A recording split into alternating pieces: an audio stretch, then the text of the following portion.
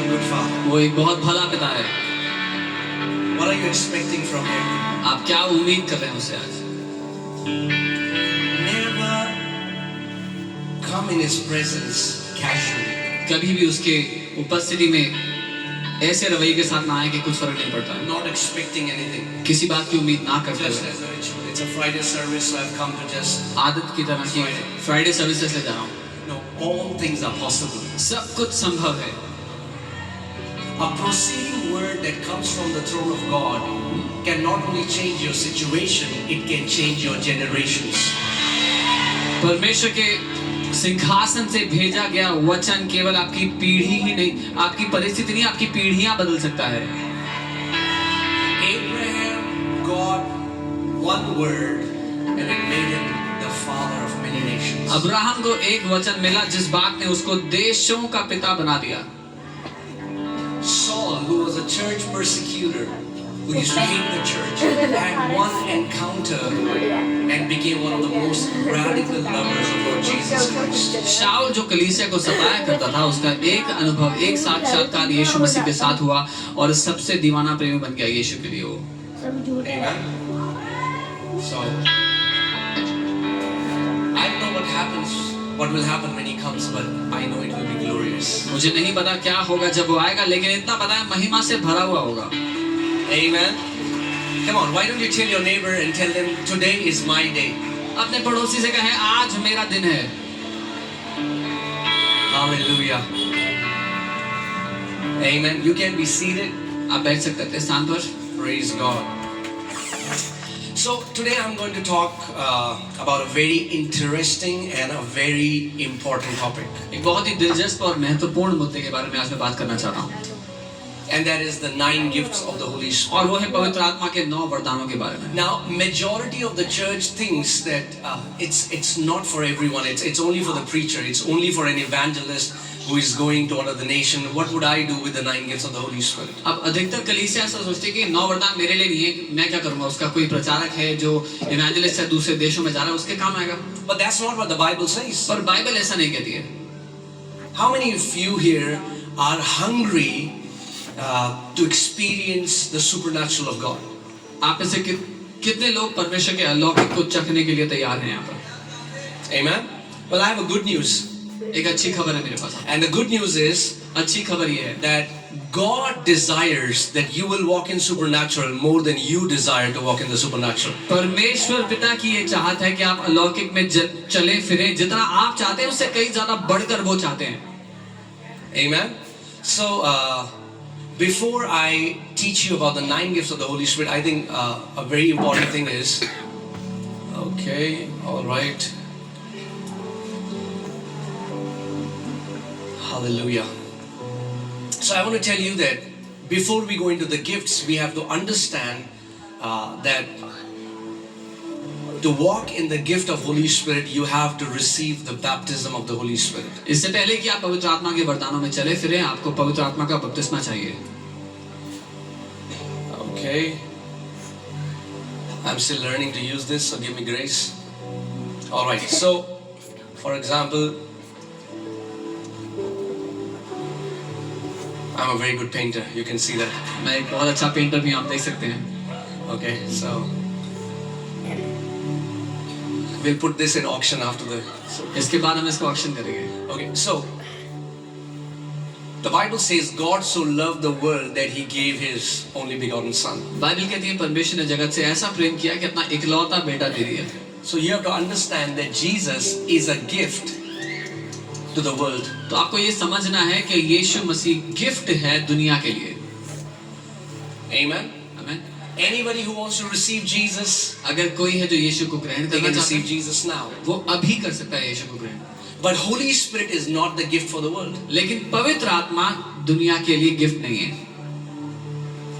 Jesus said, the Spirit of truth, who the world doesn't know, neither they can receive Him. यीशु ने कहा वो सत्य का आत्मा जिसको दुनिया ना तो जानती है ना ही ग्रहण कर सकती है। So Jesus is the gift for the world, but Holy Spirit is the gift for the children of God. तो यीशु गिफ्ट है दुनिया के लिए, लेकिन पवित्र आत्मा गिफ्ट है परमेश्वर के बच्चों के लिए। Amen. Because Holy Spirit is given only in the name of, क्योंकि पवित्र आत्मा दिया जाता है केवल यीशु के नाम में। because there are some tribes in Africa. There are some tribes in Africa and maybe uttermost part of the earth. Now, these tribes, they worship the Great Spirit. Africa में और कई जगह पर ऐसे ट्राइबल लोग हैं जो उस महान आत्मा की आराधना करते हैं। And one person was telling me, oh, it's the same Holy Spirit you guys worship. I said, that's not possible. और एक व्यक्ति मुझसे कह रहे थे कि वही आत्मा है, पवित्र आत्मा जिसकी आप आराधना करते हो। मैंने कहा ये संभव नहीं है। That Great Spirit is not the Holy Spirit. वो महान आत्मा पवित्र आत्मा नहीं है। Because Holy Spirit is only released in the name of Lord Jesus Christ of Nazareth. क्योंकि पवित्र आत्मा केवल यीशु नासरी के नाम में दिया जाता है। John 14:26, Jesus said, the helper whom Father will send in my name. यूहन्ना 14:26 यीशु ने कहा वो सहायक जो पिता मेरे नाम से भेजेगा। Amen. So every spirit is not Holy Spirit. हर आत्मा पवित्र आत्मा नहीं है। Every miracle working spirit is not Holy Spirit. हर चमत्कार करने वाली आत्मा भी पवित्र आत्मा नहीं है। Before I got born again, I had some encounters in the demonic. I encountered some spirits which were not the Holy Spirit of God. नया जन्म पाने से पहले मेरे कई अनुभव थे जिसमें मेरा कई आत्माओं से सामना हो, वो परमेश्वर की आत्मा नहीं थी, वो दुष्ट आत्मा थी। Amen. So there is only one name in which the Spirit of God is released, and that is the name of Jesus. तो वो एकमात्र नाम जिसमें पवित्र आत्मा भेजा जाता है वो नाम है यीशु। Amen. The Bible says there is no other name given under heaven by which mankind can be saved. There is only one name, the name Jesus. Bible कहती है स्वर्ग के नीचे पृथ्वी के ऊपर और कोई नाम दिया ही नहीं गया जिससे मनुष्य जाति उद्धार पा सके, केवल एक ही नाम है यीशु का नाम। So we agree? हम सहमत हैं? So the first step is पहला कदम है enter into God's family by receiving salvation. परमेश्वर के घर में कदम रखना उद्धार को पाकर। Amen. Amen. For as many as received him, John 1:12, to them he gave the power to become the children of God. यूहन्ना 1:12 कहता है जितनों ने यीशु को ग्रहण किया उनको परमेश्वर ने अपनी संतान होने का अधिकार दिया। Amen. So once a person gets born again, तो एक बार एक व्यक्ति जन्म पा लेने यहाँ परमेश्वर के द्वारा, then there is another experience that God has for that child. तो फिर एक और अनुभव है जो परमेश्वर ने उस बच्चे के लिए रखा हुआ है। And this word children is the Greek word teknon. और ये जो बच्चे शब्द है यूनानी का टेक्नॉन शब्द है। That means a small baby. इसका मतलब एक छोटा So बच्चा। you don't get born again and become mature. आप नया जन्म पाते ही सयाने नहीं हो जाते। You're born as a babe in Christ. आप मसीह में एक बच्चे के रूप में पैदा होते हैं। Now you need a tutor, you need an instructor, you need a helper, you need a standby, you need a comforter, and that's why the Father releases His Spirit so that you can mature and mature as a son of God. अब आपको एक सहायक, एक शिक्षक, एक तसल्ली देने वाला, एक मार्गदर्शक चाहिए जिसके लिए परमेश्वर अपना आत्मा भेजता है ताकि आप परमेश्वर में बढ़ सके, सयाने हो सके। Amen. So, see, that's why the majority of church is all about just get saved. It's very important to get saved because people are going to hell because they are perishing. अधिकतर लोग इस बात पर जोर देते हैं कि उद्धार पालो और बहुत महत्वपूर्ण है कि लोग नाश हो रहे हैं, नरक जा रहे हैं बिना उद्धार पाए। But after you got saved, लेकिन एक बार उद्धार पा now लिया, what will you do? अब क्या करना है? Will you wait to go to heaven now? अब ठहरोगे कि कब स्वर्ग जाएंगे? No. नहीं। Now you will partner with the Holy Spirit to become a mature son of God so that you can fulfill the will of your heavenly Father on this earth. अब आप पवित्र आत्मा के साथ मिलकर काम करते हो ताकि अपने स्वर्गीय पिता की इच्छा को पृथ्वी पर पूरा कर सको। Amen. That's why Holy Spirit is given to us. इसीलिए पवित्र आत्मा हमें मिला है, दिया गया है। So once you receive the baptism, so the first experience is you get born again. तो पहला वो अनुभव था आपने नया जन्म पाया। Some believers just stay till here. कुछ विश्वासी यहीं तक ठहरे रह जाते हैं, That's it. बस इतना ही। They say, oh, we don't want that baptism business. वो कहते हैं हमें वो बपतिस्मा नहीं चाहिए पवित्र आत्मा। We got saved. हमने उद्धार पा लिया, We are going to heaven. स्वर्ग जा रहे हैं, That's it. बस और क्या चाहिए? वेट कर रहे हैं नीले आसमान के पार कब जाएंगे. Now they are waiting to go beyond the blue skies. So we'll wait. तो ठहरे रहेंगे. But there are some पर कुछ हैं ऐसे now who enter the first step and become disciples. जो पहला कदम बढ़ाते हैं शिष्य बनने की ओर. Amen. God wants us to enroll into the training to become mature sons of God. परमेश्वर चाहते हैं कि हम उस प्रशिक्षण में भर्ती हो जाएं कि परमेश्वर के सयाने बेटे बने.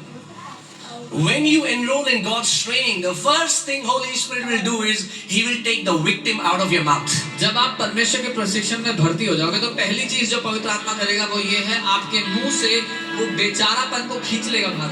Why me? और मेरे साथ ही Oh, it's my mom never loved me. मेरी मम्मी ने कभी मुझे Oh, my प्यार नहीं dad never loved me. पापा ने कभी प्यार नहीं Oh, किया. people rejected me. लोगों ने ठुकरा दिया मुझे. Guess what? पता है क्या? All that you're saying happened to Jesus, and He still walked as a mature son. जो कुछ आप कह रहे हो वो यीशु मसीह के साथ हुआ, फिर भी वो सयाना बेटे के रूप में चला. So you have an example to follow. तो आपके पास एक आदर्श है उसकी नकल करने के लिए. Amen. So now you have a personal tutor. तो अब आपका एक व्यक्तिगत शिक्षक है, You have a personal trainer. एक व्यक्तिगत ट्रेनर है. And what Jesus said was, और यीशु ने कहा, okay, let me ask you a question. मैं एक सवाल करता हूँ. If you're given an option, अगर and I'm आप sure some of you know it because I've said it, but those of you, for others, जिसको पता है चुप रहना, बाकियों के लिए. okay. So, if you were given an option अगर आपको ये चुनाव दिया जाए that you could walk with Jesus कि आप यीशु के साथ चल like सकते 12 हैं, apostles, 12 चेलों की तरह, walk with Him, talk with Him, उसके साथ चले फिरे, बात की उसके साथ,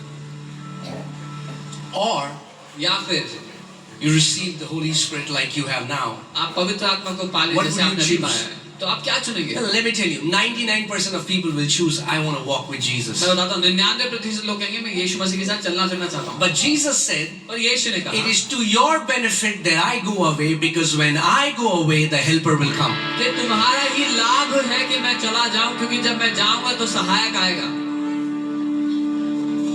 Because when Jesus was walking in flesh, क्योंकि जब यीशु शरीर में चल फिर रहे, His ministry was limited. उनकी सेवकाई सीमित थी.